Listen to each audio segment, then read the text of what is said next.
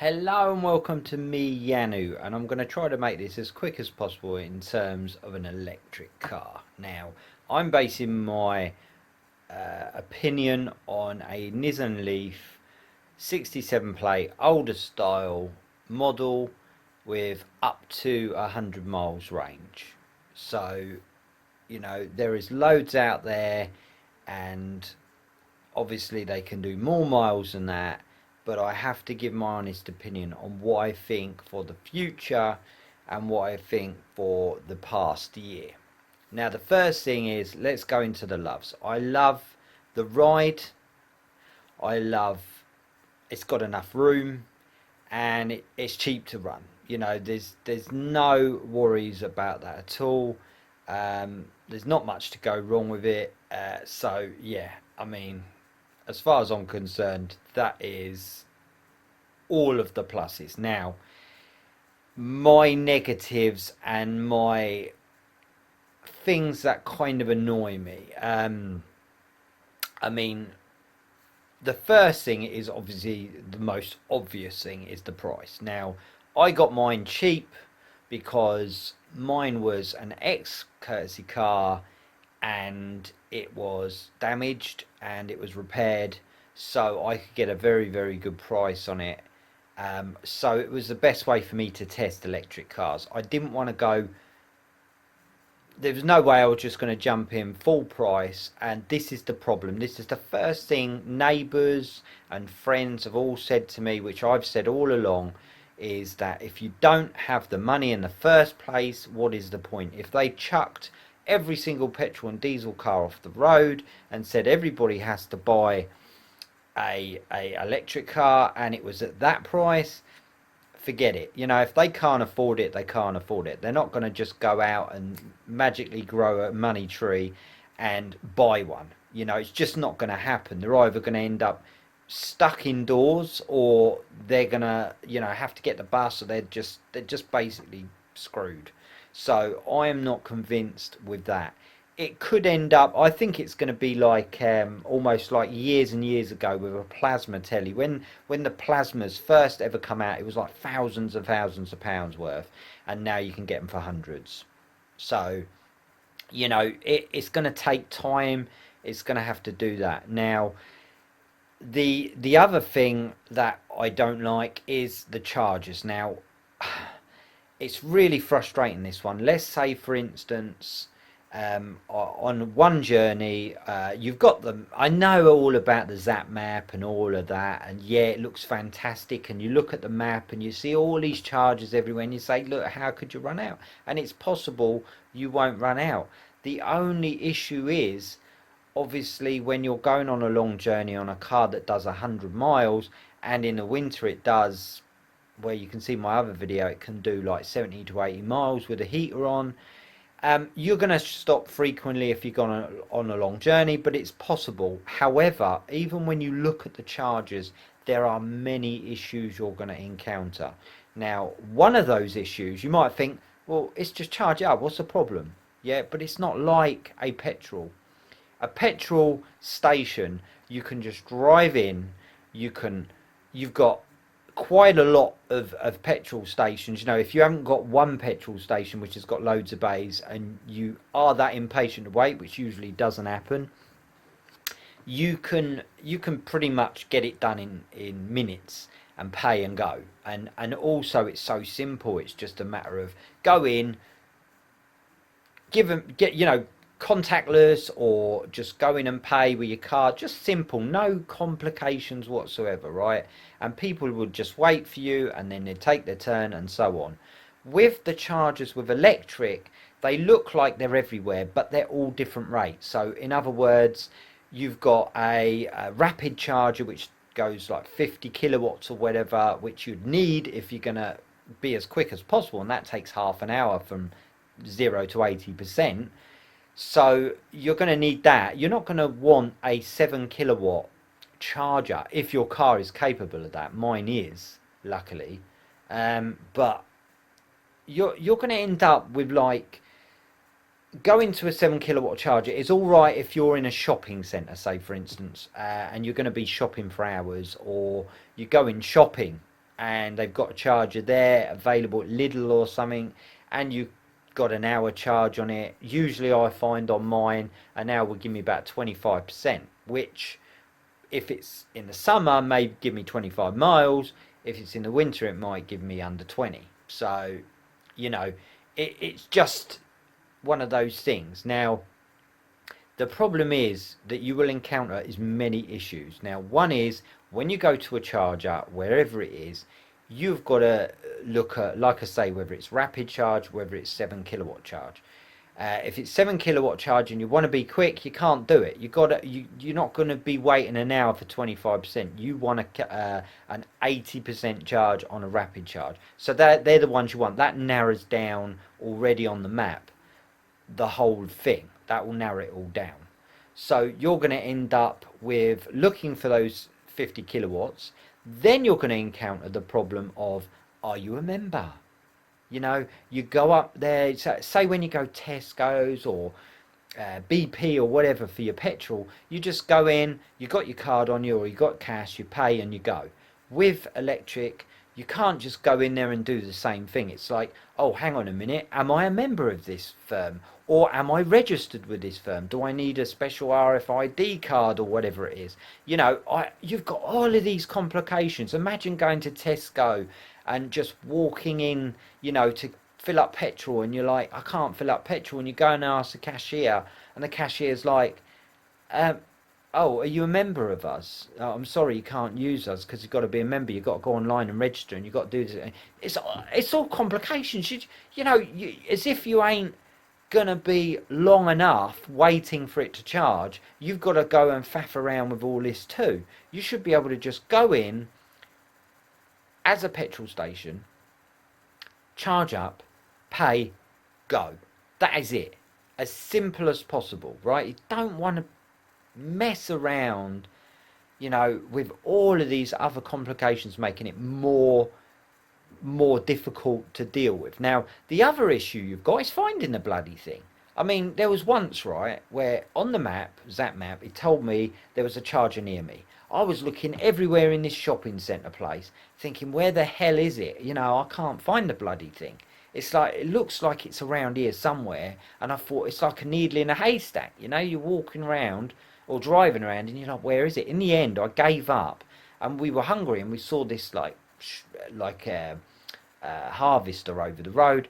Drove into the harvester. There's a load of people waiting to park.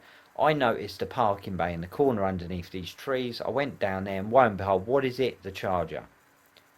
So I thought to myself, hang on a minute, they've stuck it under a tree in the corner of a food restaurant where there's one available. Now that's the other problem. Is other people going to be there at the time? The other issue is price. This is just madness, right? Absolute madness.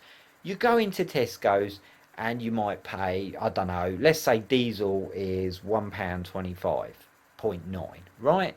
You go into down the road and you might see 128.9. Okay, you get a few p here and there, right? But when you go to these chargers, which does my head in, you'll go to one and it's like 23p per kilowatt hour. Then you go to the next one up the motorway and it's 40. And you're like, what the hell? 40p? That's like going into Tesco's and going, all right then, I'm going to pay like £1.25 here, and then down the road it's £2. It's like, what? Why is it so different? They should all be a similar price, very like a set figure all through wherever you go. So wherever you go in the country, whether you're doing a long journey, a short journey, you have got an ability to charge your car as quick as you can, because it's not that quick, right? But at the right price that you know wherever you are, you're going to pay the same or similar price. Not membership, bloody 40p here, 20p there. It's just ridiculous, right? The cheapest way of doing it is at home, right? But when you have to go and charge out, you're stuck. Now, again, here's the other problem, right? If you're at home, that's only if you own your own home or you have a garage you have a driveway, you have somewhere off-road parking. If you live in a flat, if you live in on the road and you can't, you know, put a lead across to your car, you get like a 3-pin plug, right, which is slower than your other one. And because it's slow, you end up with like a ridiculously slow amount, up to 12 hours just for mine. Just for my car to do 100 miles, I'd be charging 12 hours. If I'm in a rush, where like if you're in a rush and you need petrol in your car and you just rush up to the thing, you know, pump it in and you're off again in minutes, you can't do that with that. If you don't own your own garage or driveway, you're screwed. You're screwed. You're like, what am I going to do? I need to rush off. I've got a 3-pin plug, and I've got to wait 12 hours before I can get going. You know, it. Oh my God. You know, no, you don't have to wait 12. It depends how far you're going. But again, if you think 12 hours, I mean, you've got 3 hours just to do 25%. You know, in my case, it will take 4 hours with a normal 7 kilowatts. It usually does about 1 hour's 25% on my home charger. But honestly, if you need to rush off and rush back and you haven't got a petrol car, you're screwed. You're screwed unless you've got like 2 of them lying around and you're like charging one and you're out in the other, and it just adds the cost up, you know. And I've asked neighbours and I've asked other people, and they all say the exact same thing. One neighbour said to me, look, I don't do many miles, I don't drive far, and so I don't want an electric car. And I said to him, do you know what, I don't blame you. If you don't do the miles, what is the point? You know, he bought a second-hand car, cheap, so that he can just poodle around on the journeys he wants. Yeah, I know, but he does not physically drive far enough to warrant the saving. That's the problem. And it needs to be something that caters for everybody, something that doesn't have complications, something that doesn't cause issues. You just want to go there. You want to go there and charge it, and you want to go in the most easiest, simplest and cheapest way you can. You know, the problem is, if you keep putting, my fear is, if you keep putting the prices up on these electric things, like one's 20 odd p and the other one's 40, you keep adding up and adding up and adding up. Before long, I mean, literally, it ain't far off. By the time I push it that little bit more, you're up to the petrol car, the diesel car. And then you get to the point where the price is so close that people just want to save money. And if they can't save money, they're going to turn to their petrol because of the simple reason they can drive further. That is it. If I wanted to jump in my diesel car and do 500 miles, I could do it without hassles, you know. And if it's costing me a similar price for an electric car to charge several times just to get there, you're going to choose the one with the least problems. And the fact that, you know, like I say, you've got the charging point, right? So you've got all these complications. You could get to the charger and there could be many people waiting for that one charger, so you need more chargers, right? Then you've got the fact that how much is the charger? Is it dear? Then you've got the fact that do you need to be a member of it? More than likely, yeah. Then you've got the fact that does the bloody thing work? Because sometimes I've looked on the map and I've gone there and it's like out of order, and you're like, great, okay, this is brilliant. So I've got one charger which might be used by other people, which might be in a wrong location, which might be a special card I need or a membership, which might not be working. And then once I actually got to a charger, I charged for 40 minutes because I needed enough to get home. This happened last year when I first bought the car. And I even got a note through the door saying I owed a £70 fine because it was out of hours. I mean, there was no sign. You can even check my video on that. It was Sainsbury's, and it was a free charger. It said you got 3 hours, and in front of the electric charging bay where I was sat, all it said was, please only park here if you were charging your electric car. Failure to do this is a £70 fine. Never said about a time, nothing. I won the case because I argued it, and they said it wasn't sufficient for them to charge me because there was no notice that was noticeable. They basically put a notice about 100 metres down the road in the petrol car bay to say you had out of hours, like on a Sunday, you had 20 minutes to just park. 20 minutes. Are you kidding me? It takes me on a 7 kilowatt hour charger 25% in an hour. So if I'm charging my car for 20 minutes, that's a third. You know, it's going to get me nowhere. It's getting me ridiculous. What, 8%?